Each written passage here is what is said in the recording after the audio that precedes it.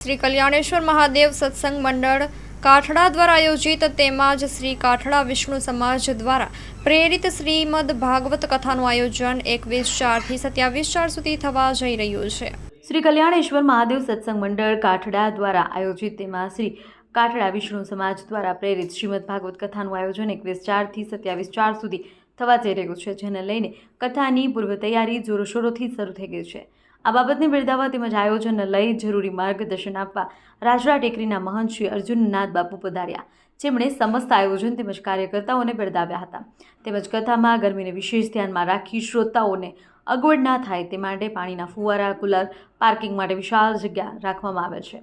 આ ધાર્મિક કાર્યક્રમને સફળ બનાવવા લક્ષ્મી શંકરભાઈ જોશી, અર્જણ પાબુ કાનાણી, દેવાંગભાઈ ગઢવી, ગોપાલ ખેતશી કાનાણી, અનિલ જીવણ કાનાણી, સામંતરામ વિજાણી, આશા સાગા કાનાણી, મહેશ ગોસ્વામી, હરિ કાનાણી, ગોવિંદ બાબાજી, વિરમ બાપુ, ભરત કે વિજાણી, મેઘરાજ રામ કાનાણી, ધનરાજ લક્ષ્મણ સાખરા, જીવણ લક્ષ્મણ કાનાણી, મધુગર ગોસ્વામી, દિનેશ લાખાણી, ભરત ખેતસી કાનાણી, દિલીપ સાખરા, હરેશભાઈ સાખરા, શિવરાજ દેવરાજ કાનાણી, દેવાંગ વાલજી ગેલવા, રમેશ કાનાણી તેમજ કલ્યાણેશ્વર મહાદેવ સત્સંગ મંડળ કાઠડાના સેવાભાવી લોકોએ જહેમત ઉઠાવી। અહેવાલ ન્યૂઝ પવન જોશી, માંડવી તાલુકાના કાઠડા ગામે અને કાઠડા ગામના વાડી વિસ્તારમાં રાજાશાહી વખતનું પૌરાણિક કલ્યાણેશ્વર મહાદેવનું મંદિર આવેલું છે।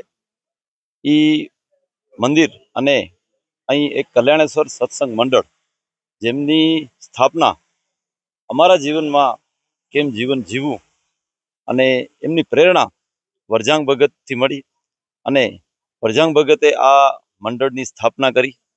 વિવિધ અમે ધાર્મિક કાર્યક્રમો, નવરાત્રિ હોય, મહાશિવરાત્રિ હોય, આખો મંડળ અને એના સભ્યો કરતા હોઈએ છીએ। આ વખતે મંડળને એવો વિચાર આવ્યો કે આપણે સર્વે પિતૃઓના મોક્ષાર્થે એક ભાગવત કથાનું આયોજન કરી અને નાનાથી કરીને મોટા સુધી સર્વે કલ્યાણેશ્વર મહાદેવ સત્સંગ મંડળ અને કાઠડા સમગ્ર ગામ આ કાર્યક્રમમાં ઉત્સાહથી જોડાણો છે। તો વિશેષમાં હું એટલું જ કહીશ કે આ મીડિયાના માધ્યમથી જ્યાં સુધી મારો અવાજ પહોંચે ત્યાં સુધી સર્વે સનાતન ધર્મપ્રેમી લોકોને આ કથાના આયોજન અને ત્યારબાદ જે વક્તાશ્રી કશ્યપ શાસ્ત્રીજી જે કથાનું રસપાન કરાવશે, તો હું સર્વે ધર્મપ્રેમી જનતાને હાર્દિક આમંત્રણ આપું છું કે બપોરે 3 થી 6 અને સવારે 9 થી 12 કથાનો સમય છે અને બપોરે મહાપ્રસાદ છે। તો સર્વે સનાતન ધર્મપ્રેમીઓને કથાનો લાભ લેવા હું આગ્રહ કરીશ અને વિનંતી પણ કરીશ। જય કલ્યાણેશ્વર મહાદેવ। કલ્યાણેશ્વર મહાદેવ કી જય કરી અને આ ઐતિહાસિક કષ્ટહરા કાઠડા ગામની ધીંગધરામાં જ્યારે બહુ સેંકડાઓ વર્ષો પહેલાથી સ્થાપિત આ કલ્યાણેશ્વર મહાદેવનું મંદિર અને ઐતિહાસિક મંદિરના આ ગામે એની છત્રછાયામાં, એની નિશ્રામાં આજે આ ગામની શ્રદ્ધા અને ભાવની ઉમંગતાથી જ્યારે વર્ષો પહેલાં એક કથાનું આયોજન થયું હતું, આજથી 20-25 વર્ષ પહેલાં, અને પછી આજ પણ જ્યારે યુવા ધને એક ધાર્મિક લાગણીને અને આપણી ભારતીય સંસ્કૃતિને જગતના ચોકમાં જેમ દીપતી હોય એ પ્રસંગે આજ કાઠડા ગામની અંદર આપણે કલ્યાણેશ્વર મહાદેવની પાવન ભૂમિમાં જ્યારે ભવ્ય કથાનું આયોજન થઈ રહ્યું છે। તારીખ આપણે 21/4 થી કરી અને 27/4 સુધી જે કથાનો ભવ્ય રૂપ દઈ અને આયોજન કરી રહ્યા છે। આજ ચારણ સમાજ, સંપૂર્ણ વિષ્ણુ સમાજ, કાઠડા ગામનું આ એક રંગાઈ ગયેલું આજ ભૂમિ દેખાય છે। આની પૂર્વ તૈયારીઓ થાય છે ત્યારે હું બહુ સાધુ ભાવ વ્યક્ત કરું છું, પ્રસન્નતા વ્યક્ત કરું છું। પોથીઓ છે, યજમાન કોણ છે ને કથાકાર વિશે જણાવશો? સમગ્ર રૂપરેખા જે છે કથાની એના વિશે જણાવશો? શ્રી કલ્યાણેશ્વર મહાદેવ સત્સંગ મંડળ આયોજિત અને વિષ્ણુ સમાજ, કાઠડા વિષ્ણુ સમાજ પ્રેરિત આ શ્રીમદ ભાગવત કથાનું આયોજન આજે કાઠડાની આ પાવન ભૂમિ ઉપર 21/4 થી કરી અને 27/4 સુધી કથાનું આયોજન કરવામાં આવ્યું છે।